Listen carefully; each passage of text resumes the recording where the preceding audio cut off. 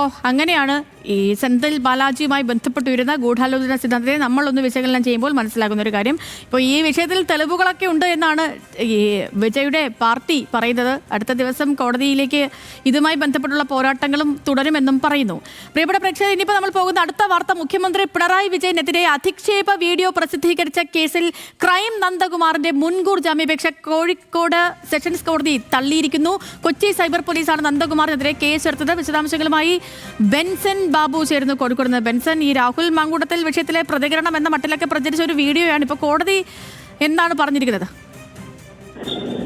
ശ്രീധരലക്ഷ്മി, 2025 August 29 തീയതിയാണ് മുഖ്യമന്ത്രിയും സരിതാ നായരെയും ബന്ധപ്പെടുത്തിക്കൊണ്ട് ഒരു വീഡിയോ ഇത്തരത്തിൽ തയ്യാറാക്കുകയും അത് ക്രൈം സ്റ്റോറി എന്ന ഫേസ്ബുക്ക് പേജിലും തുടർന്ന് ക്രൈം ഓൺലൈൻ എന്ന യൂട്യൂബ് പേജിലും ഇത്തരത്തിൽ പ്രസിദ്ധീകരിച്ചിട്ടുണ്ടായിരുന്നത്. ക്രൈം നന്ദകുമാർ ആ കേസിലാണ് ഇപ്പോൾ മുൻകൂർ ജാമ്യാപേക്ഷ കോഴിക്കോട് ജില്ലാ സെഷൻസ് കോടതിയിൽ നൽകിയിരുന്നത്.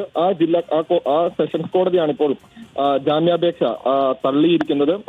കൊച്ചി സൈബർ ക്രൈം പോലീസായിരുന്നു ഈ കേസ് രജിസ്റ്റർ ചെയ്തിട്ടുണ്ടായിരുന്നത്. കൊച്ചിയിൽ രജിസ്റ്റർ ചെയ്ത FIR ആണ്. പക്ഷേ ക്രൈം നന്ദകുമാർ കോഴിക്കോടാണ് ജാമ്യാപേക്ഷ നൽകിയിട്ടുണ്ടായിരുന്നത്. അതാണ് ഇപ്പോൾ തള്ളിയിട്ടുള്ളത്. വിഷയവുമായി ബന്ധപ്പെട്ട് കൂടുതൽ അന്വേഷണങ്ങളിലേക്ക് അല്ലെങ്കിൽ കൂടുതൽ തെളിവുകൾ ശേഖരിക്കേണ്ടതുണ്ട് എന്നും അന്വേഷണ സംഘം പറഞ്ഞിട്ടുണ്ടായിരുന്നു. ഈ ഫേസ്ബുക്കിലും യൂട്യൂബിലും ആ വീഡിയോ വരികയും കേസിനെ തുടർന്ന് പിന്നീട് ഈ വീഡിയോ രണ്ടും ഡിലീറ്റ് ചെയ്യുന്ന സാഹചര്യവും ഉണ്ടായിട്ടുണ്ടായിരുന്നു. സേതുലക്ഷ്മി, ശരി, ഓക്കെ. ബെൻസൺ ബാബു ആണ് വിവരങ്ങൾ നൽകിയത്.